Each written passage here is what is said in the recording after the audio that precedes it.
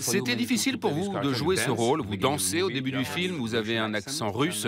C'était un véritable challenge pour vous? Oui, apprendre la danse classique est de loin le plus difficile que j'ai eu à faire. J'ai un tel respect pour les danseurs.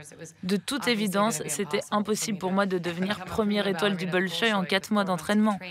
Mais on a fait du mieux qu'on pouvait. C'était surtout important d'avoir une attitude physique différente, d'apprendre à bouger mon corps différemment et aussi de saisir la discipline mentale et physique des danseurs. Quelle était la chose la plus difficile à faire sur ce long métrage?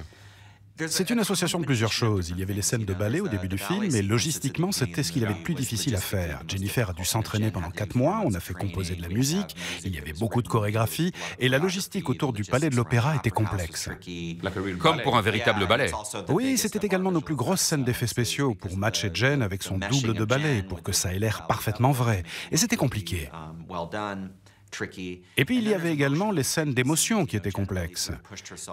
Jen s'est lancée dans de nouveaux territoires pour ce film, et donc il fallait s'assurer que ces scènes se passeraient bien, que Jen se sentirait confortable, en sécurité, protégée.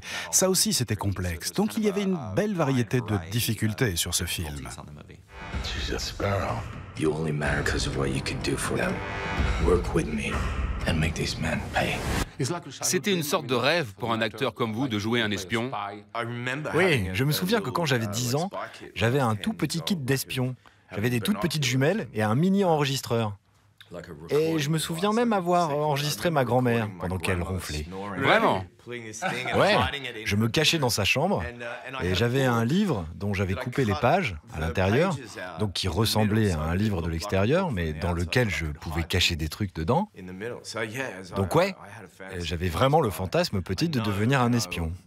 Bon, je dois avouer maintenant que j'ai bien conscience que je serai un très mauvais espion dans la vie.